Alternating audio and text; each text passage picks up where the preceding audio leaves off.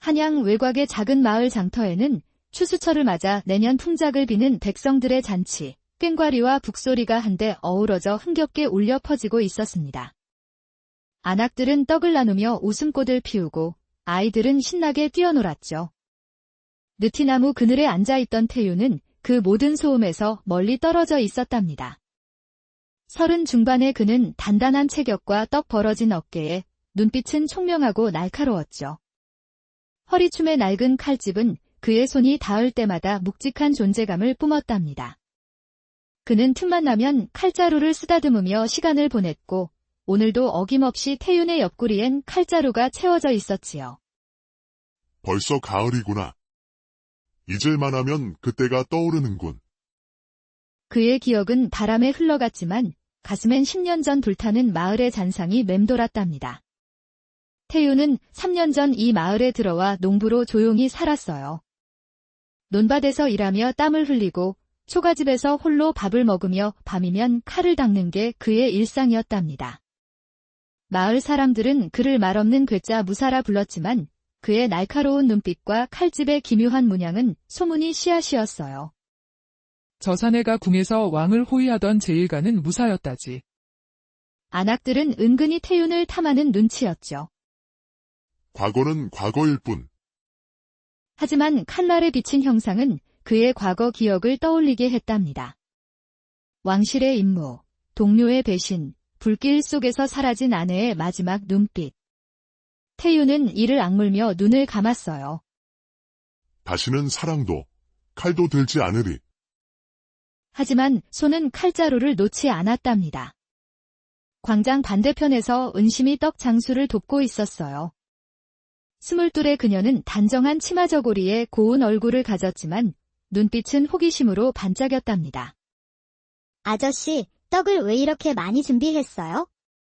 답하기도 전에 추수축제가 끝나겠어요. 그녀는 떡장수에게 농담하며 웃었어요. 그러다 느티나무 아래 태윤을 보았답니다. 그의 손이 칼자루를 쓰다듬는 모습이 그녀의 눈에 들어왔어요. 저분은 늘 혼자서 계시네. 무슨 사연이 있는 건가? 은심은 장바구니를 내려놓고 태윤 쪽으로 다가갔지요. 그녀의 걸음은 조심스러웠지만 호기심은 숨길 수 없었답니다. 태윤은 은심의 기척을 느끼고 고개를 들었어요. 누구신지. 그의 목소리는 낮았고 피로가 묻어났답니다. 은심은 미소 지으며 답했어요. 저는 은심이라고 해요. 오늘 마을 잔치가 있는데 혼자 이렇게 앉아있는 아저씨, 아니, 나리를 봤어요. 늘 혼자 계시던데 축제 구경하러 나오신 거예요? 태윤은 그녀의 맑은 눈을 보고 잠시 멈칫했어요. 그 눈빛은 잃은 아내의 초롱초롱한 눈과 닮아 있었죠. 내일에 관심 두지 마시오. 축제 구경이나 하러 가시오. 그는 투명스럽게 말하며 고개를 돌렸어요. 그 칼, 참 오래된 것 같아요. 무슨 사연이라도 있는 것인가요? 그녀의 목소리는 부드러웠지만 질문은 태윤의 심기를 건드렸답니다. 태윤은 눈을 가늘게 뜨며 답했어요. 처자, 쓸데없는 호기심은 화를 부릅니다. 갈 길 가시오. 그의 말은 차가웠습니다. 은심은 멋쩍은 미소를 지으며 나리, 너무 쌀쌀맞으시네. 그냥 궁금해서 물은 거예요. 나중에 또 뵙죠. 그녀는 가볍게 고개를 숙이고 광장으로 돌아갔지만 마음속엔 태윤의 고독한 눈빛이 박혔답니다. 태윤은 그녀의 뒷모습을 보며 한숨을 쉬었어요. 저 처자. 연희의 젊은 모습과 참 많이 닮았구나. 연희도 호기심이 많았었지. 그는 칼자루에 새겨진 상처를 어루만지며 중얼거렸답니다. 그 문양은 과거 동료의 칼끝이 남긴 흔적이었어요. 그날 밤, 은심은 초가집방에서 촛불을 켜고 앉아 있었어요. 어머니와 둘이 살다가 어머니가 세상을 떠나고 홀로 된 그녀는 자신처럼 외로운 사람에게 먼저 다가가 외로움을 덜어주는 것이 자신의 유일한 낙이었지요. 태윤 나리. 무슨 사연이 있을까? 그녀는 혼잣말하며 창밖달을 보았답니다. 그때 멀리서 들려오는 소란스러운 발소리가 그녀의 귀를 잡아 끌었어요. 호기심에 이끌린 은심은 겉옷을 걸치고 발소리가 나는 쪽으로 걸음을 옮겼답니다. 그것은 태윤의 집 가까이였고 태윤의 초가집 마당 앞에는 불량배 셋이 서 있었어요.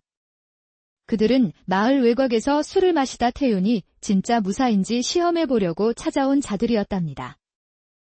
야, 괴짜 무사. 궁에서 왕을 호위했다는 소문이 있던데 칼솜씨 좀 보여주시지.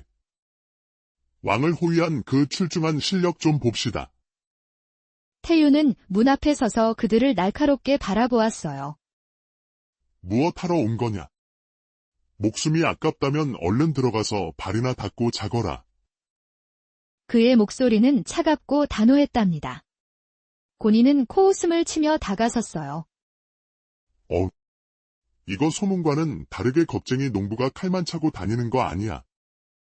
우리랑 한판 붙어보자고. 소문이 사실인지 확인을 해야겠으니 말이야. 다른 두 놈이 낄낄거리며 몽둥이를 휘둘렀답니다. 그 순간 은심이 마당 어귀에 도착했어요. 그녀는 불량배들과 대치하는 태윤을 보고 숨을 삼켰답니다. 나리. 괜찮으신가요? 그녀는 떨리는 목소리로 물었지만 곧 상황이 심상치 않음을 느꼈어요. 마을 사람들 불러올게요. 은심이 뒤돌아 달리려 하자 곤이가 재빨리 그녀의 팔을 붙잡았답니다. 어딜 가? 계집애, 가만히 있어. 은심은 비명을 지르며 몸부림쳤어요. 나요. 이게 뭐 하는 짓이야? 곤이는 태윤을 보며 으르렁거렸어요. 오라, 두 사람이 무슨 대단한 사이인가 본데. 이 여인을 지키고 싶으면 칼을 뽑으시지. 무사 양반. 태윤의 눈빛이 흔들렸어요. 은심의 겁에 질린 얼굴이 달빛 아래 비쳤고 그 순간 그의 머릿속엔 불길 속 아내의 절박한 눈빛이 겹쳤답니다. 다시는 칼을 들지 않겠다고 다짐했거늘. 그는 이를 악물며 중얼거렸어요. 허나 곤이가 은심의 팔을 더 세게 틀어주자 그녀가 신음하며 비틀거렸습니다. 태윤의 손이 칼자루로 갔어요. 그 처자는 놔주고 어디 한번 붙어보자. 그의 목소리는 얼음처럼 차가웠고 야수처럼 강렬했답니다. 곤이가 비웃으며 몽둥이를 들었지만 태윤은 순식간에 칼을 뽑아 단번에 그의 몽둥이를 쪼갰어요. 다른 두 놈이 놀라 달려들었지만 태윤의 몸은 물결처럼 유연했고 칼은 마치 한 몸인 듯 바람처럼 불량배들의 몸을 갈랐답니다. 불량배들은 비명을 지르며 땅에 쓰러졌고 은심은 풀려나 태윤의 뒤로 숨었어요.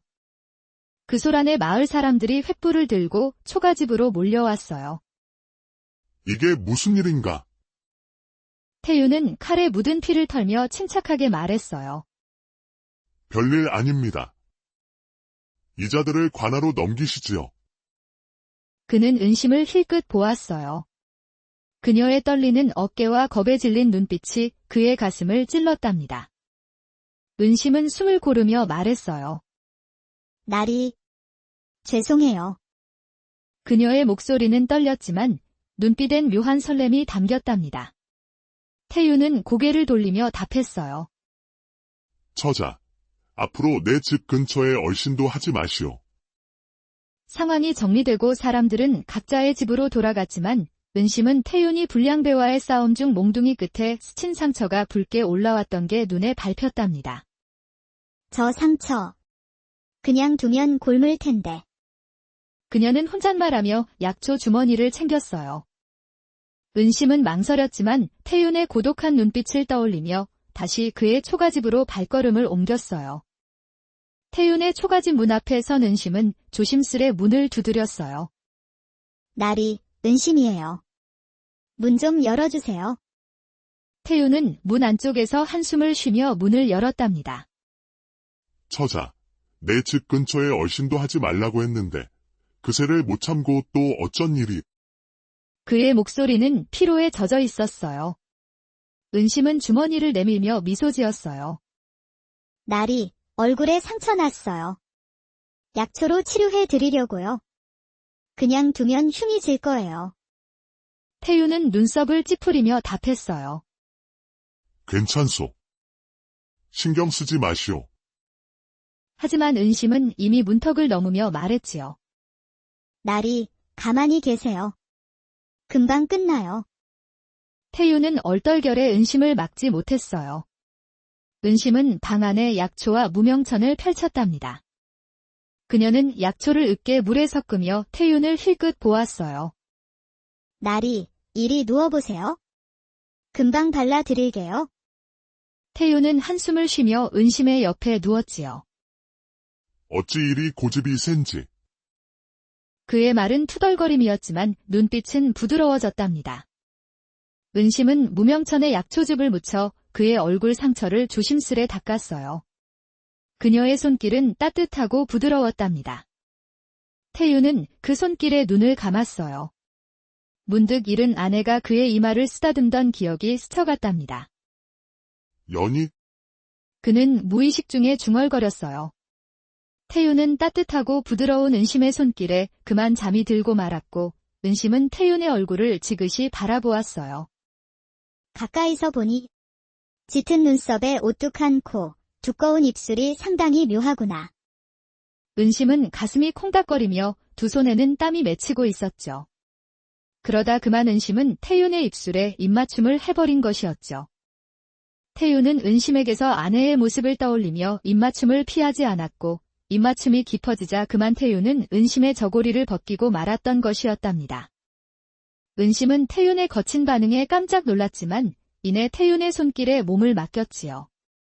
그렇게 두 사람은 거칠고 뜨거운 밤을 보내게 되었습니다. 아침 햇살이 한양 외곽 마을을 비추며 논밭을 물들였어요. 태윤이 불량배 셋을 단칼에 제압했다는 소문은 바람처럼 마을을 휩쓸었답니다. 태윤 나리, 역시 궁의 무사였다니까. 그 칼, 임금님께서 하사하셨다고 하던데. 우물가에서 안악들은 수군거리며 눈을 반짝였어요. 태윤이 논으로 나오자 덕순네가 무명천을 내밀며 웃었어요. 나리, 땀 좀 닦으셔요. 힘쓰셨으니 몸조리 잘해야죠. 한편 만득이 어멈은 밥상을 들고 초가집 문 앞에 놓으며 치맛자락을 흔들었답니다. 나리, 갓 지은 밥이니 드셔요. 남정네 혼자서 해 먹는 밥이 아무래도 시원찮을 테니 종종 드시고 싶으면 말하세요. 호호호. 태윤은 눈썹을 찌푸리며 손을 내저었어요. 괜찮으니 그만들 쳐다보시고 다들 하던 일이나 마저 하시오. 내 얼굴이 뚫어지겠소. 그의 목소리는 무뚝뚝했지만 안악들은 깨르륵 웃으며 더 달라붙었답니다. 태윤은 괭이를 들고 흙을 팠지만 마음은 무거웠어요. 불량배를 상대하며 칼을 뽑은 순간 10년 전의 피냄새가 다시 코끝을 스쳤답니다. 그는 연희의 미소를 떠올리며 이를 악물었어요. 다시는 칼을 들지 않겠다고 했는데. 그의 손은 괭이를 쥐며 떨렸답니다. 안악들의 호들갑은 그의 고독을 더 깊게 했어요. 그는 논을 뒤로 하고 초가집으로 돌아와 문을 걸어 잠갔습니다. 은심은 우물가에서 안악들의 수다를 들으며 질투가 불타올랐어요. 안악들이 태윤에게 밥상을 내밀며 치맛자락을 흔들고 은근한 웃음과 눈짓으로 그의 시선을 끌려는 모습을 떠올리자 은심은 가슴이 답답했지요. 그날 밤, 그저 실수였을까? 그녀의 가슴엔 이름 모를 감정이 휘몰아쳤어요. 은심은 태윤의 마음을 확인하러 약초 주머니를 챙겨 들고 초가집을 나섰습니다.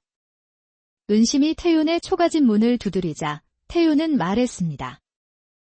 만득이 어멈, 내 반찬은 안 받겠다고 하지 않았소. 나리, 저 은심이거든요. 문이나 열어주세요. 태윤은 당황해하며 말했습니다. 은심 처자. 또 무슨 일이요?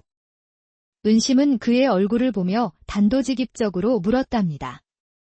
안악들이 나리한테 흠뻑들 빠져있던데 막 밥도 지어서 갖다 주고 아주 난리라는데 뭐 마음에 드는 안악이라도 있답니까? 태윤은 한숨을 쉬며 답했어요. 처자. 그런 거 아니오. 그리고 그날 밤 일은 실수였소. 미안하오. 실수라니요. 나리가 제 저고리를 획 벗겨 버렸잖아요. 책임져요. 그녀의 눈빛은 떨렸어요.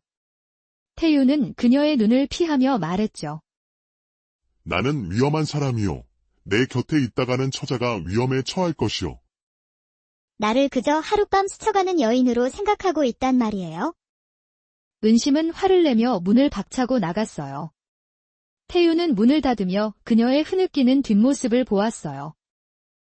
저 애마저 잃을 수는 없소? 그는 칼을 내려다보며 중얼거렸어요. 그의 가슴은 은심의 맑은 눈빛에 미세하게 흔들렸지만 그는 고개를 저으며 마음을 다잡았답니다. 이 광경을 마을 언덕 위에서 지켜보고 있던 자가 있었지요. 태윤, 여기 숨어 있었구나. 오랜만일세. 태유는 초가집 마당에서 칼을 닦으며 달빛을 바라보았어요. 낡은 칼날이 은은히 빛났지만 그의 마음은 무거웠답니다. 어젯밤 은심에 떨리는 목소리가 귓가를 맴돌았어요. 나를 하룻밤의 여인으로 생각했구려. 그녀의 환한 눈빛이 그의 가슴을 찔렀답니다. 은심 처자. 내가 너무했나? 내 진심은 아니라오. 그는 칼을 내려다보며 중얼거렸어요. 그는 문득 과거가 떠올랐습니다. 한양의 궁궐 뒷골목, 달빛이 좁은 돌담을 비추던 밤이었답니다. 연희는 태윤의 손을 잡고 웃으며 말했어요. 태윤, 우리 늙어서도 이 골목을 함께 걸을 수 있겠지요. 그녀의 눈은 별처럼 반짝였답니다. 곁에서 도철이 퉁소를 불며 장난스럽게 끼어들었어요. 연희야, 태윤은 무예만 출중하지. 무뚝뚝한 놈 말고 나같이 다정한 사람은 어때? 그의 웃음 뒤엔 질투가 숨어 있었지만 태윤은 그저 미소 지었답니다. 셋은 어릴 적부터 함께 자란 친구였지만 태윤과 연희가 결혼을 약속하자 도철은 그들의 혼인을 받아들였지요. 하지만 마음속 깊은 곳에는 질투로 가득 차 있었습니다. 그렇게 얼마 후 궁에서 무사로 일을 하게 되었던 것이었답니다. 그때 초가집 마당에 그림자가 드리워졌어요. 태유는 칼을 쥔 채 고개를 들었답니다.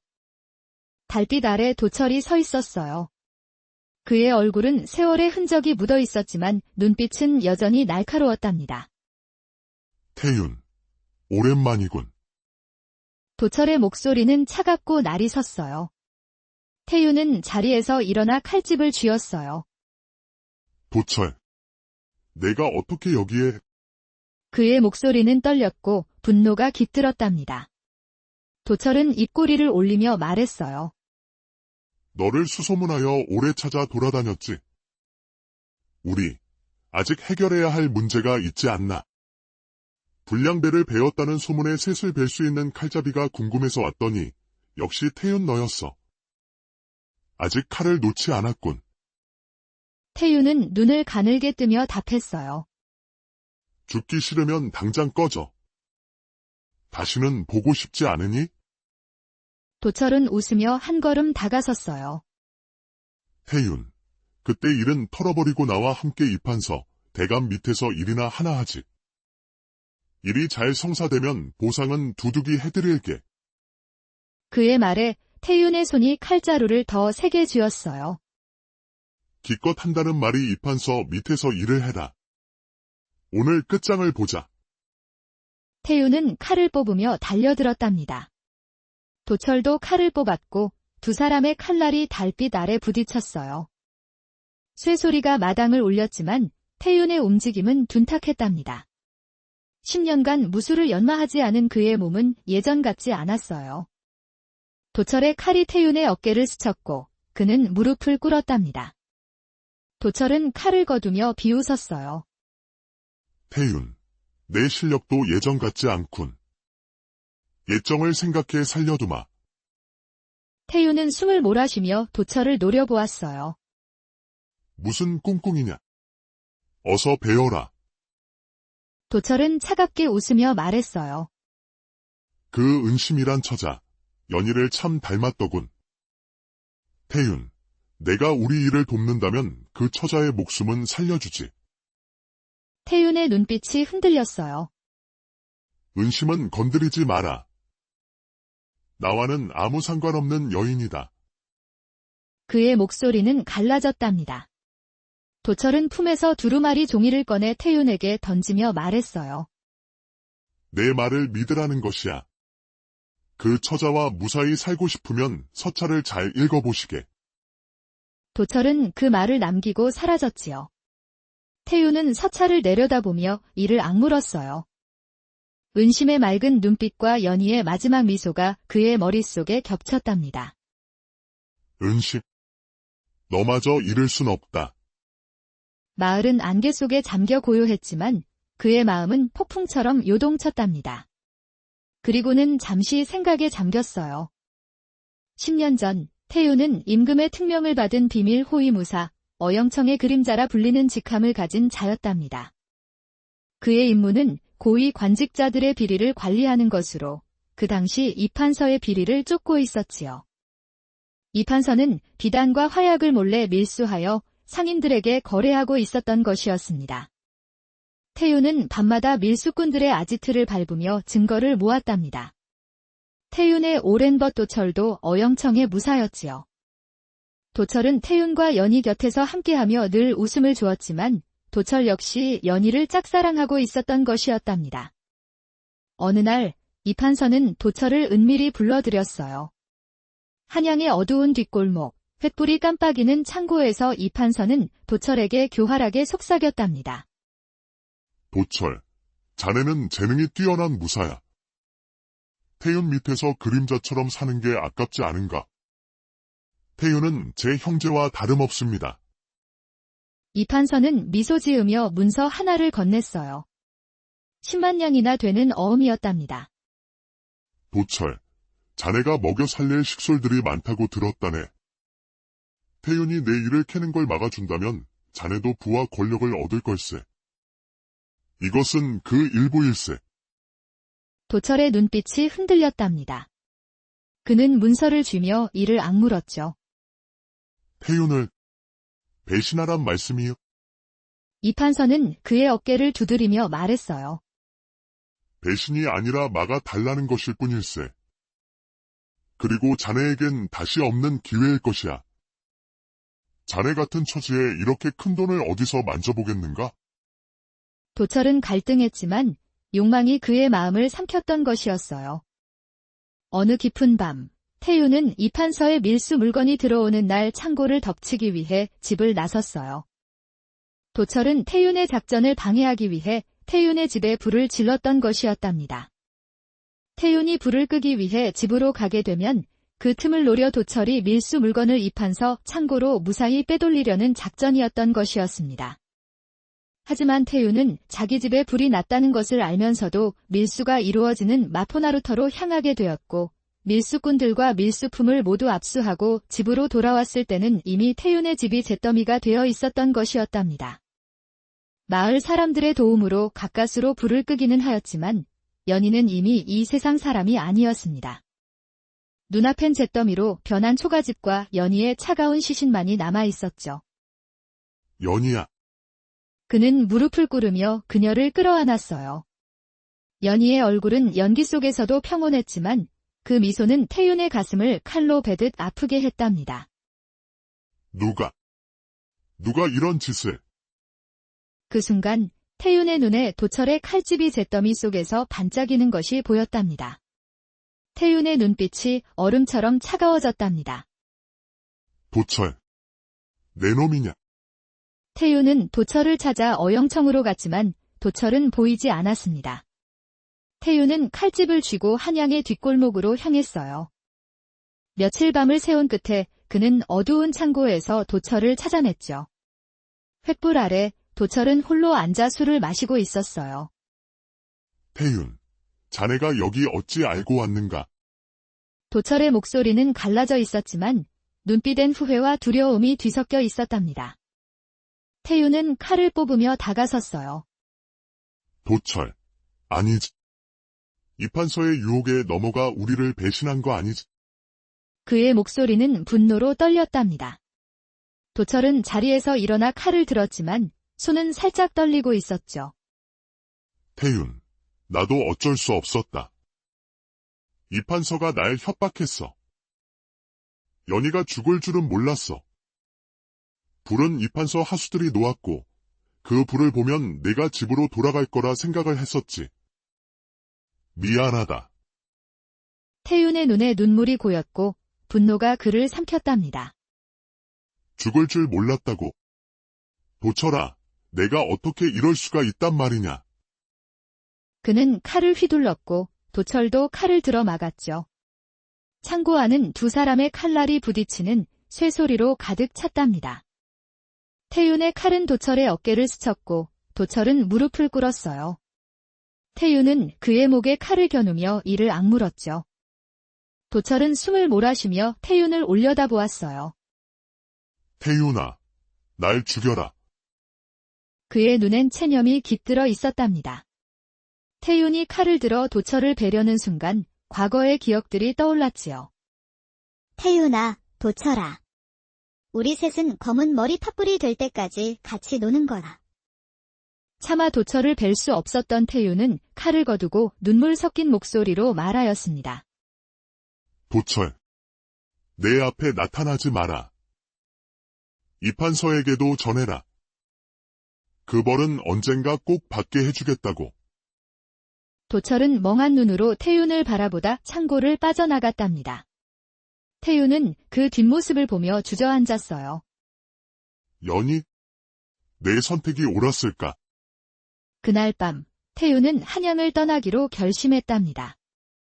더 이상 피로 얼룩진 칼을 들고 싶지 않았어요. 그리하여 태윤은 시골 마을로 낙향해 조용히 농사를 지으며 살기 시작했던 것이었지요. 달빛이 초가집 마당을 은은히 비추는 어느 날 밤, 태윤은 낡은 상 위에 도철이 던지고 간 서찰을 펼쳐놓고 깊은 고민에 빠졌답니다. 서찰에는 보름 뒤 마포나루터로 들어올 밀수 품목과 약도까지 상세히 적혀 있었지요. 편지 안에는 10만냥 어음이 수결된 종이까지 들어 있었답니다. 태윤은 편지를 꽉 쥐며 손을 떨었답니다. 이판석, 여전히 교활하군. 드디어 복수의 때가 된 것인가? 태윤의 머릿속은 혼란으로 소용돌이쳤어요. 도철의 차가운 말이 귓가를 맴돌았죠. 은심을 위험에 빠뜨릴 순 없어. 하지만 이 더러운 일을 도울 수는 없지? 그는 칼자루를 쥐며 이를 악물었어요. 그의 눈빛은 흔들렸지만 결심은 단단해졌답니다. 좋은 방법을 찾아야 해. 태윤은 촛불을 끄고 어둠 속에서 계획을 세웠어요. 이판서와 도철을 잡으려면 그들의 신뢰를 얻는 척하며 내부로 파고들어야 했죠. 그는 임금께 이 일을 은밀히 고하고 조정의 힘을 빌리기로 결심했답니다. 태윤은 망토를 걸치고 한양으로 향하는 말에 올랐어요. 한양의 궁궐 뒷문, 어둠이 짙게 깔린 새벽녘이었어요. 태윤은 어영청의 옛 연락책을 통해 임금께 밀서를 올렸답니다. 임금님과 은밀히 독대를 청하여 만난 태윤은 이판서의 밀수 계획이 상세히 적혀있는 종이를 임금님께 보여주고 그들을 잡아들일 계획을 함께 세우기로 한 것이었답니다. 임금은 밀서를 읽고 노여움에 떨었답니다. 이판서가 감히 조정을 속여가며 제 사리 사욕에 눈이 멀어 밀수까지 하고 있었구나. 임금은 어영청의 수장 윤장군을 불러 비밀 작전을 지시했어요. 태윤이 이판서의 신뢰를 얻는 척하며 밀수를 하게 한 다음 그 현장을 덮쳐 모두 잡아들이게 하는 계획이었답니다. 그리하여 태윤은 마을로 돌아와 도철을 기다렸습니다. 도철은 태윤을 보자 입꼬리를 올리며 말했답니다. 그래, 태윤. 좋은 선택일세. 10만냥이면 새 삶을 살 수 있어. 태윤은 차갑게 웃으며 두루마리를 내밀었어요. 도철, 이 일을 맡겠다. 하지만 조건이 있다. 은심은 건드리지 말 것이며 나에게 10만냥의 돈을 더 줘야겠어. 수결은 너의 우두머리인 이판서가 해주겠지. 도철은 눈을 가늘게 뜨며 답했죠. 알겠다. 하지만 10만냥을 더 주는 대가로 이번 일만 끝으로 하면 안 되고 다음 달에 있을 일까지 처리해주는 조건으로 더 주마. 수결은 물론 이판서 대감의 인장으로 해줄 것이야. 그리하여 이판서 대감까지 엮을 좋은 기회를 만들어 태유는 보름 뒤에 있을 마포나루의 밀수를 기다리고 있었답니다. 낮에는 밭에서 괭이를 들고 농부처럼 일했지만 밤이면 칼을 갈며 작전을 되새기게 되었지요. 은심은 태윤의 굳은 표정을 보고 걱정하며 물었어요. 나리, 요즘 왜 그렇게 바빠 보여요? 안색도 안 좋아 보이고 무슨 일 있죠? 태윤은 그녀의 맑은 눈을 피해 답했죠. 처자, 내일에 신경 쓰지 마시오. 곧 모든 게 끝날 거요. 은심은 입을 삐죽이며 돌아섰지만 마음속엔 태윤을 돕고 싶은 마음이 불타올랐답니다. 보름 뒤 마포나루터는 안개로 뒤덮였어요. 밀수꾼들이 배에서 비단과 화약을 내리는 동안 태윤은 도철 곁에서 그들을 지켜보았죠. 도철은 태윤의 어깨를 두드리며 말했어요. 태윤, 이 일만 끝나면 이판서 대감께서 널 높이 평가할 거야. 태윤은 속으로 냉소하며 칼자루를 어루만졌답니다. 도철, 오늘 이곳에서 모든 게 끝나리라. 그 순간 어영청 요원들이 안개 속에서 횃불을 밝히며 나타났어요. 이놈들, 꼼짝 마라. 윤 장군의 외침이 나루터를 울렸답니다. 도철은 놀라 칼을 뽑았지만 태윤은 순식간에 그의 손목을 비틀어 칼을 떨어뜨렸습니다. 도철, 내 계략은 여기서 끝이야. 태윤의 눈빛은 불타올랐답니다. 밀수꾼들은 저항했지만 어영청의 칼날 앞에 속수무책으로 쓰러졌어요. 도철은 무릎을 꿇으며 태윤을 노려보았어요. 태윤, 네가 나를 속이다니. 이판서 대감께서 너를 살려두지 않을 것이다. 태윤은 칼을 그의 목에 겨누며 이를 악물었답니다. 도철, 연희를 잃은 내 고통은 너로도 갚을 수 없다. 하지만 임금의 뜻이니 관아에서 죗값을 치러라. 그는 칼을 거두며 도철을 병졸들에게 넘겼어요. 이판서가 수결한 어음과 그동안 임금님이 입수한 이판서의 모든 악행과 함께 그들은 죗값을 치르게 되었고 마을은 다시 평화를 되찾았어요. 임금님은 이번 일로 태윤을 다시 궁으로 불러들이려 하였지만 태윤은 정중히 거절하였답니다. 그리하여 태윤은 밭으로 돌아와 다시 괭이를 들며 평화로운 마음으로 농사일을 하게 되었습니다. 은심은 초가집 앞에서 미소 지으며 말했죠. 나리, 밤사이 무슨 일이라도 있으셨습니까? 얼굴이 활짝 피었습니다. 태윤은 그녀의 손을 잡으며 부드럽게 답했어요. 처자, 고맙소. 처자 덕분에 내가 다시 살아야 할 의미를 되찾게 되었소. 그의 칼은 이제 벽에 걸려 먼지가 쌓이게 되었고 그의 가슴엔 은심을 지키겠다는 다짐이 새겨졌답니다. 또다시 가을 풍년제가 시작되었고 태윤은 느티나무 아래 은심과 함께 떡을 나누며 미소 지었답니다. 두 사람은 그렇게 서로의 가슴 한켠의 아픔을 한양 외곽의 작은 마을 장터에는 추수철을 맞아 내년 풍작을 비는 백성들의 잔치, 꽹과리와 북소리가 한데 어우러져 흥겹게 울려 퍼지고 있었습니다. 안악들은 떡을 나누며 웃음꽃을 피우고 아이들은 신나게 뛰어놀았죠. 느티나무 그늘에 앉아있던 태윤은 그 모든 소음에서 멀리 떨어져 있었답니다. 30 중반의 그는 단단한 체격과 떡 벌어진 어깨에 눈빛은 총명하고 날카로웠죠. 허리춤의 낡은 칼집은 그의 손이 닿을 때마다 묵직한 존재감을 뿜었답니다. 그는 틈만 나면 칼자루를 쓰다듬으며 시간을 보냈고 오늘도 어김없이 태윤의 옆구리엔 칼자루가 채워져 있었지요. 벌써 가을이구나. 잊을만 하면 그때가 떠오르는군. 그의 기억은 바람에 흘러갔지만 가슴엔 10년 전 불타는 마을의 잔상이 맴돌았답니다. 태윤은 3년 전 이 마을에 들어와 농부로 조용히 살았어요. 논밭에서 일하며 땀을 흘리고 초가집에서 홀로 밥을 먹으며 밤이면 칼을 닦는 게 그의 일상이었답니다. 마을 사람들은 그를 말없는 괴짜 무사라 불렀지만 그의 날카로운 눈빛과 칼집의 기묘한 문양은 소문이 씨앗이었어요. 저 사내가 궁에서 왕을 호위하던 제1가는 무사였다지. 안악들은 은근히 태윤을 탐하는 눈치였죠. 과거는 과거일 뿐. 하지만 칼날에 비친 형상은 그의 과거 기억을 떠올리게 했답니다. 왕실의 임무, 동료의 배신, 불길 속에서 사라진 아내의 마지막 눈빛. 태유는 이를 악물며 눈을 감았어요. 다시는 사랑도, 칼도 들지 않으리. 하지만 손은 칼자루를 놓지 않았답니다. 광장 반대편에서 은심이 떡 장수를 돕고 있었어요. 22의 그녀는 단정한 치마 저고리에 고운 얼굴을 가졌지만 눈빛은 호기심으로 반짝였답니다. 아저씨, 떡을 왜 이렇게 많이 준비했어요? 답하기도 전에 추수축제가 끝나겠어요.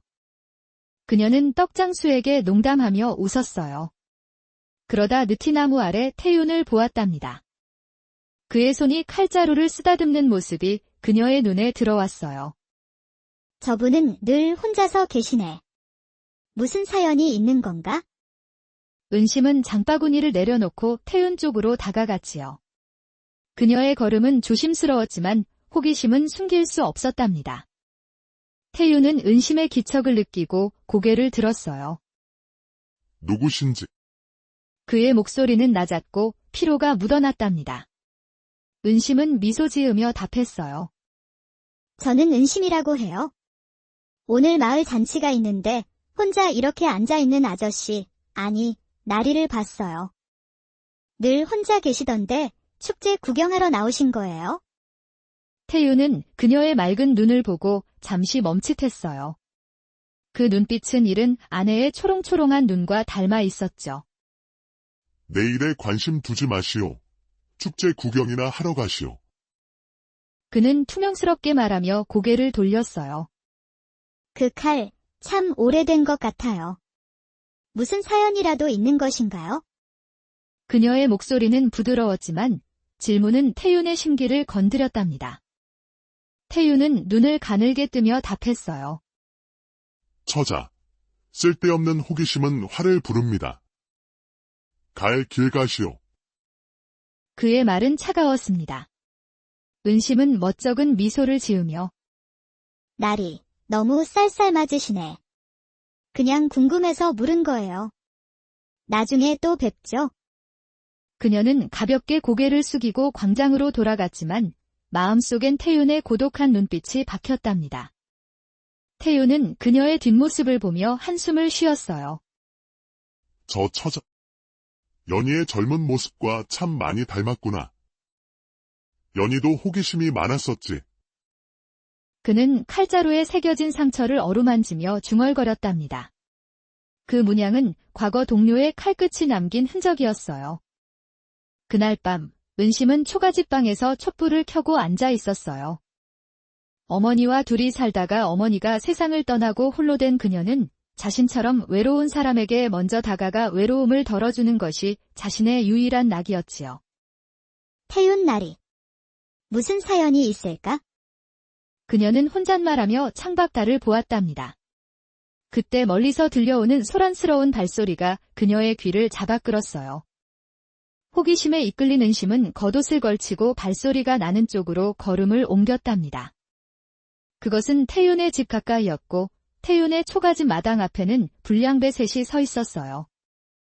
그들은 마을 외곽에서 술을 마시다 태윤이 진짜 무사인지 시험해보려고 찾아온 자들이었답니다.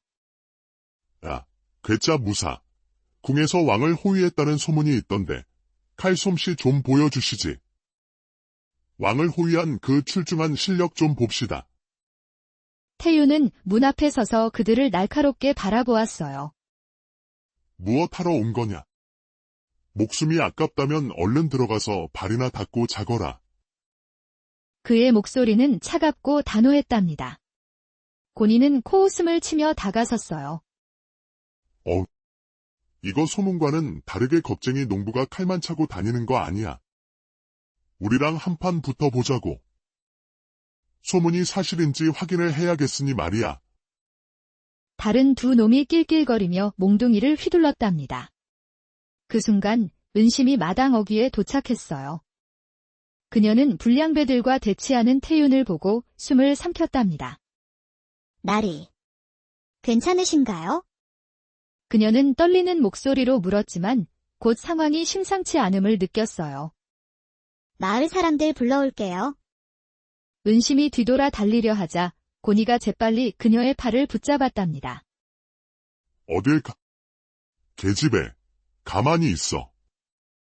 은심은 비명을 지르며 몸부림쳤어요. 나요. 이게 뭐 하는 짓이야? 고니는 태윤을 보며 으르렁거렸어요. 오라, 두 사람이 무슨 대단한 사이인가 본데. 이 여인을 지키고 싶으면 칼을 뽑으시지. 무사 양반. 태윤의 눈빛이 흔들렸어요. 은심의 겁에 질린 얼굴이 달빛 아래 비쳤고 그 순간 그의 머릿속엔 불길 속 아내의 절박한 눈빛이 겹쳤답니다. 다시는 칼을 들지 않겠다고 다짐했거늘. 그는 이를 악물며 중얼거렸어요. 허나 고니가 은심의 팔을 더 세게 틀어주자 그녀가 신음하며 비틀거렸습니다. 태윤의 손이 칼자루로 갔어요. 그 처자는 놔주고 어디 한번 붙어보자. 그의 목소리는 얼음처럼 차가웠고 야수처럼 강렬했답니다. 고니가 비웃으며 몽둥이를 들었지만 태윤은 순식간에 칼을 뽑아 단번에 그의 몽둥이를 쪼갰어요. 다른 두 놈이 놀라 달려들었지만 태윤의 몸은 물결처럼 유연했고 칼은 마치 한 몸인 듯 바람처럼 불량배들의 몸을 갈랐답니다. 불량배들은 비명을 지르며 땅에 쓰러졌고 은심은 풀려나 태윤의 뒤로 숨었어요. 그 소란에 마을 사람들이 횃불을 들고 초가집으로 몰려왔어요. 이게 무슨 일인가? 태윤은 칼에 묻은 피를 털며 침착하게 말했어요. 별일 아닙니다. 이자들을 관하로 넘기시지요. 그는 은심을 힐끗 보았어요. 그녀의 떨리는 어깨와 겁에 질린 눈빛이 그의 가슴을 찔렀답니다. 은심은 숨을 고르며 말했어요. 나리, 죄송해요. 그녀의 목소리는 떨렸지만 눈빛엔 묘한 설렘이 담겼답니다. 태윤은 고개를 돌리며 답했어요. 처자, 앞으로 내 집 근처에 얼씬도 하지 마시오. 상황이 정리되고 사람들은 각자의 집으로 돌아갔지만 은심은 태윤이 불량배와의 싸움 중 몽둥이 끝에 스친 상처가 붉게 올라왔던 게 눈에 밟혔답니다. 저 상처. 그냥 두면 곪을 텐데. 그녀는 혼잣말하며 약초 주머니를 챙겼어요. 은심은 망설였지만 태윤의 고독한 눈빛을 떠올리며 다시 그의 초가집으로 발걸음을 옮겼어요. 태윤의 초가집 문 앞에 선 은심은 조심스레 문을 두드렸어요. 나리, 은심이에요. 문 좀 열어주세요. 태윤은 문 안쪽에서 한숨을 쉬며 문을 열었답니다. 처자, 내 집 근처에 얼씬도 하지 말라고 했는데 그새를 못 참고 또 어쩐 일이. 그의 목소리는 피로에 젖어 있었어요. 은심은 주머니를 내밀며 미소 지었어요. 나리, 얼굴에 상처 났어요. 약초로 치료해 드리려고요. 그냥 두면 흉이 질 거예요. 태윤은 눈썹을 찌푸리며 답했어요. 괜찮소. 신경 쓰지 마시오. 하지만 은심은 이미 문턱을 넘으며 말했지요. 나리, 가만히 계세요. 금방 끝나요. 태윤은 얼떨결에 은심을 막지 못했어요. 은심은 방 안에 약초와 무명천을 펼쳤답니다. 그녀는 약초를 으깨 물에 섞으며 태윤을 힐끗 보았어요. 나리, 이리 누워보세요. 금방 발라드릴게요. 태윤은 한숨을 쉬며 은심의 옆에 누웠지요. 어찌 이리 고집이 센지.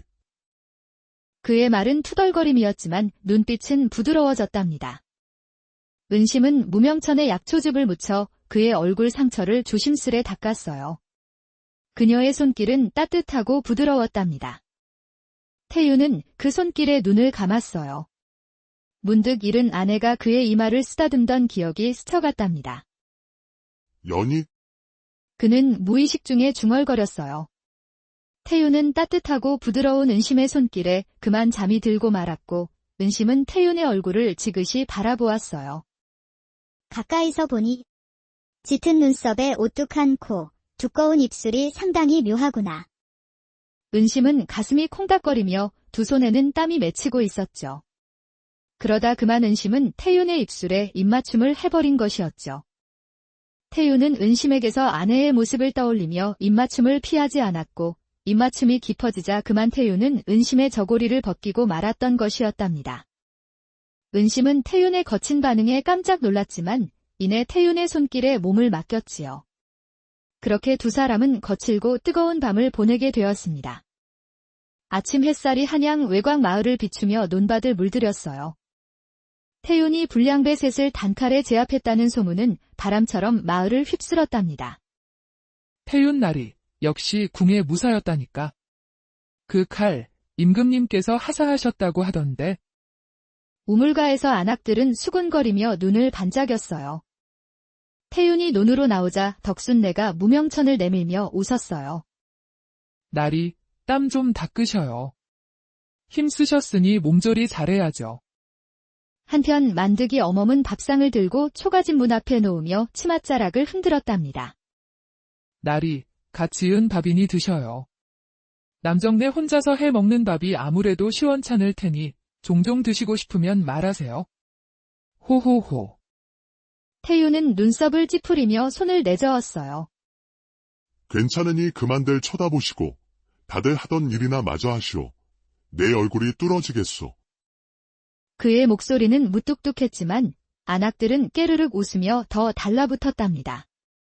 태윤은 괭이를 들고 흙을 팠지만 마음은 무거웠어요.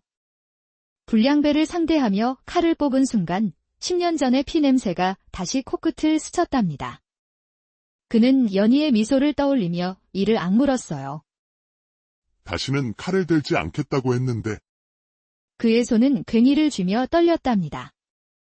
안악들의 호들갑은 그의 고독을 더 깊게 했어요.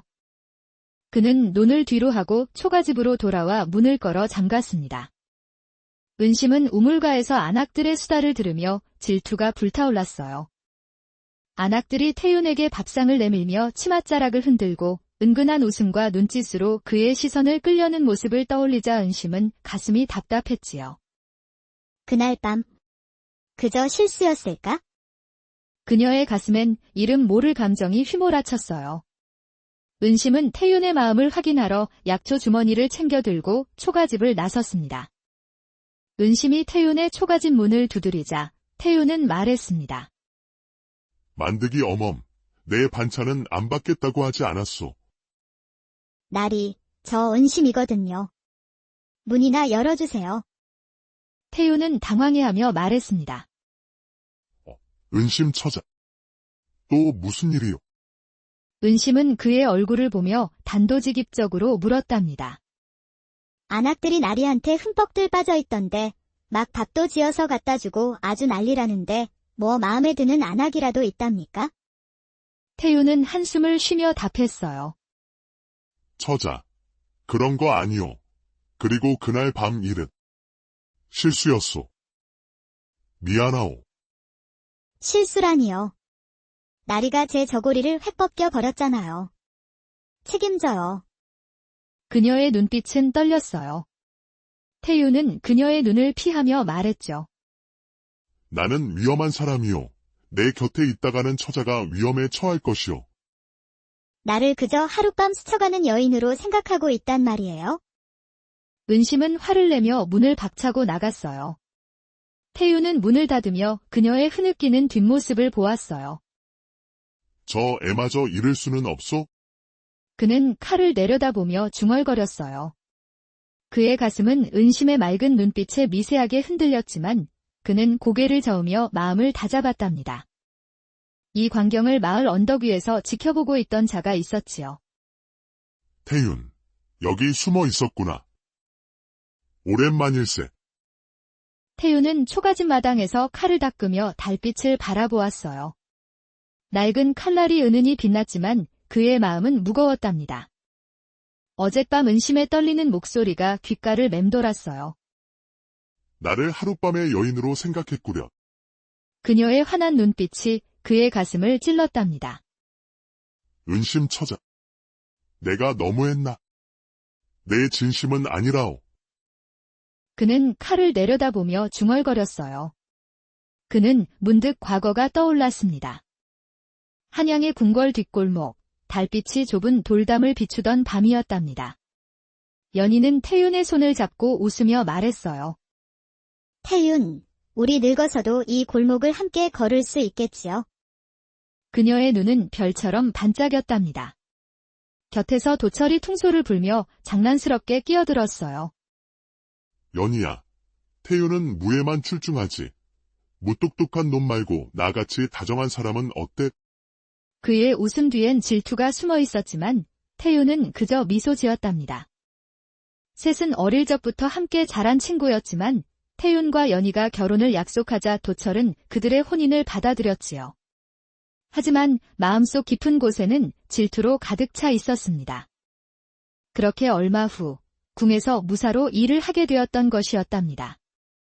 그때 초가집 마당에 그림자가 드리워졌어요. 태윤은 칼을 쥔 채 고개를 들었답니다. 달빛 아래 도철이 서 있었어요. 그의 얼굴은 세월의 흔적이 묻어 있었지만 눈빛은 여전히 날카로웠답니다. 태윤, 오랜만이군. 도철의 목소리는 차갑고 날이 섰어요. 태윤은 자리에서 일어나 칼집을 쥐었어요. 도철, 내가 어떻게 여기에... 그의 목소리는 떨렸고 분노가 깃들었답니다. 도철은 입꼬리를 올리며 말했어요. 너를 수소문하여 오래 찾아 돌아다녔지. 우리 아직 해결해야 할 문제가 있지 않나. 불량배를 베었다는 소문에 셋을 뵐 수 있는 칼잡이가 궁금해서 왔더니 역시 태윤 너였어. 아직 칼을 놓지 않았군. 태윤은 눈을 가늘게 뜨며 답했어요. 죽기 싫으면 당장 꺼져. 다시는 보고 싶지 않으니? 도철은 웃으며 한 걸음 다가섰어요. 태윤, 그때 일은 털어버리고 나와 함께 입한서 대감 밑에서 일이나 하나 하지. 일이 잘 성사되면 보상은 두둑이 해드릴게. 그의 말에 태윤의 손이 칼자루를 더 세게 쥐었어요. 기껏 한다는 말이 입한서 밑에서 일을 해라. 오늘 끝장을 보자. 태윤은 칼을 뽑으며 달려들었답니다. 도철도 칼을 뽑았고 두 사람의 칼날이 달빛 아래 부딪혔어요. 쇠소리가 마당을 울렸지만 태윤의 움직임은 둔탁했답니다. 10년간 무술을 연마하지 않은 그의 몸은 예전 같지 않았어요. 도철의 칼이 태윤의 어깨를 스쳤고 그는 무릎을 꿇었답니다. 도철은 칼을 거두며 비웃었어요. 태윤, 내 실력도 예전 같지 않군. 예정을 생각해 살려두마. 태윤은 숨을 몰아쉬며 도철을 노려보았어요. 무슨 꿍꿍이냐. 어서 배워라. 도철은 차갑게 웃으며 말했어요. 그 은심이란 처자, 연희를 참 닮았더군. 태윤, 내가 우리 일을 돕는다면 그 처자의 목숨은 살려주지. 태윤의 눈빛이 흔들렸어요. 은심은 건드리지 마라. 나와는 아무 상관없는 여인이다. 그의 목소리는 갈라졌답니다. 도철은 품에서 두루마리 종이를 꺼내 태윤에게 던지며 말했어요. 내 말을 믿으라는 것이야. 그 처자와 무사히 살고 싶으면 서찰을 잘 읽어보시게. 도철은 그 말을 남기고 사라졌지요. 태윤은 서찰을 내려다보며 이를 악물었어요. 은심의 맑은 눈빛과 연희의 마지막 미소가 그의 머릿속에 겹쳤답니다. 은심, 너마저 잃을 순 없다. 마을은 안개 속에 잠겨 고요했지만 그의 마음은 폭풍처럼 요동쳤답니다. 그리고는 잠시 생각에 잠겼어요. 10년 전 태윤은 임금의 특명을 받은 비밀 호위무사 어영청의 그림자라 불리는 직함을 가진 자였답니다. 그의 임무는 고위 관직자들의 비리를 관리하는 것으로 그 당시 입한서의 비리를 쫓고 있었지요. 입한서는 비단과 화약을 몰래 밀수하여 상인들에게 거래하고 있었던 것이었습니다. 태윤은 밤마다 밀수꾼들의 아지트를 밟으며 증거를 모았답니다. 태윤의 오랜 벗 도철도 어영청의 무사였지요. 도철은 태윤과 연희 곁에서 함께하며 늘 웃음을 주었지만 도철 역시 연희를 짝사랑하고 있었던 것이었답니다. 어느 날 이판서는 도철을 은밀히 불러들였어요. 한양의 어두운 뒷골목, 횃불이 깜빡이는 창고에서 이판서는 도철에게 교활하게 속삭였답니다. 도철, 자네는 재능이 뛰어난 무사야. 태윤 밑에서 그림자처럼 사는 게 아깝지 않은가? 태윤은 제 형제와 다름없습니다. 이판서는 미소 지으며 문서 하나를 건넸어요. 10만 냥이나 되는 어음이었답니다. 도철, 자네가 먹여 살릴 식솔들이 많다고 들었다네. 태윤이 내 일을 캐는 걸 막아준다면 자네도 부와 권력을 얻을 걸세. 이것은 그 일부일세. 도철의 눈빛이 흔들렸답니다. 그는 문서를 쥐며 이를 악물었죠. 태윤을 배신하란 말씀이요? 이판서는 그의 어깨를 두드리며 말했어요. 배신이 아니라 막아 달라는 것일 뿐일세. 그리고 자네에겐 다시 없는 기회일 것이야. 자네 같은 처지에 이렇게 큰 돈을 어디서 만져보겠는가? 도철은 갈등했지만 욕망이 그의 마음을 삼켰던 것이었어요. 어느 깊은 밤, 태윤은 이판서의 밀수 물건이 들어오는 날 창고를 덮치기 위해 집을 나섰어요. 도철은 태윤의 작전을 방해하기 위해 태윤의 집에 불을 질렀던 것이었답니다. 태윤이 불을 끄기 위해 집으로 가게 되면 그 틈을 노려 도철이 밀수 물건을 이판서 창고로 무사히 빼돌리려는 작전이었던 것이었습니다. 하지만 태윤은 자기 집에 불이 났다는 것을 알면서도 밀수가 이루어지는 마포나루터로 향하게 되었고 밀수꾼들과 밀수품을 모두 압수하고 집으로 돌아왔을 때는 이미 태윤의 집이 잿더미가 되어 있었던 것이었답니다. 마을 사람들의 도움으로 가까스로 불을 끄기는 하였지만 연희는 이미 이 세상 사람이 아니었습니다. 눈앞엔 잿더미로 변한 초가집과 연희의 차가운 시신만이 남아 있었죠. 연희야. 그는 무릎을 꿇으며 그녀를 끌어안았어요. 연희의 얼굴은 연기 속에서도 평온했지만 그 미소는 태윤의 가슴을 칼로 베듯 아프게 했답니다. 누가 이런 짓을? 그 순간 태윤의 눈에 도철의 칼집이 잿더미 속에서 반짝이는 것이 보였답니다. 태윤의 눈빛이 얼음처럼 차가워졌답니다. 도철, 내 놈이냐? 태윤은 도철을 찾아 어영청으로 갔지만 도철은 보이지 않았습니다. 태윤은 칼집을 쥐고 한양의 뒷골목으로 향했어요. 며칠 밤을 새운 끝에 그는 어두운 창고에서 도철을 찾아냈죠. 횃불 아래 도철은 홀로 앉아 술을 마시고 있었어요. 태윤, 자네가 여기 어찌 알고 왔는가? 도철의 목소리는 갈라져 있었지만 눈빛엔 후회와 두려움이 뒤섞여 있었답니다. 태윤은 칼을 뽑으며 다가섰어요. 도철, 아니지. 이판서의 유혹에 넘어가 우리를 배신한 거 아니지? 그의 목소리는 분노로 떨렸답니다. 도철은 자리에서 일어나 칼을 들었지만 손은 살짝 떨리고 있었죠. 태윤, 나도 어쩔 수 없었다. 이판서가 날 협박했어. 연희가 죽을 줄은 몰랐어.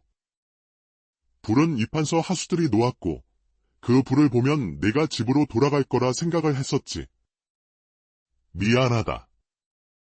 태윤의 눈에 눈물이 고였고 분노가 그를 삼켰답니다. 죽을 줄 몰랐다고. 도철아, 내가 어떻게 이럴 수가 있단 말이냐. 그는 칼을 휘둘렀고 도철도 칼을 들어 막았죠. 창고 안은 두 사람의 칼날이 부딪히는 쇠소리로 가득 찼답니다. 태윤의 칼은 도철의 어깨를 스쳤고 도철은 무릎을 꿇었어요. 태윤은 그의 목에 칼을 겨누며 이를 악물었죠. 도철은 숨을 몰아쉬며 태윤을 올려다보았어요. 태윤아, 날 죽여라. 그의 눈엔 체념이 깃들어 있었답니다. 태윤이 칼을 들어 도철을 베려는 순간 과거의 기억들이 떠올랐지요. 태윤아, 도철아. 우리 셋은 검은 머리 팥불이 될 때까지 같이 노는 거라. 차마 도철을 뵐 수 없었던 태윤은 칼을 거두고 눈물 섞인 목소리로 말하였습니다. 도철, 내 앞에 나타나지 마라. 이판서에게도 전해라. 그 벌은 언젠가 꼭 받게 해주겠다고. 도철은 멍한 눈으로 태윤을 바라보다 창고를 빠져나갔답니다. 태윤은 그 뒷모습을 보며 주저앉았어요. 연희, 내 선택이 옳았을까? 그날 밤 태윤은 한양을 떠나기로 결심했답니다.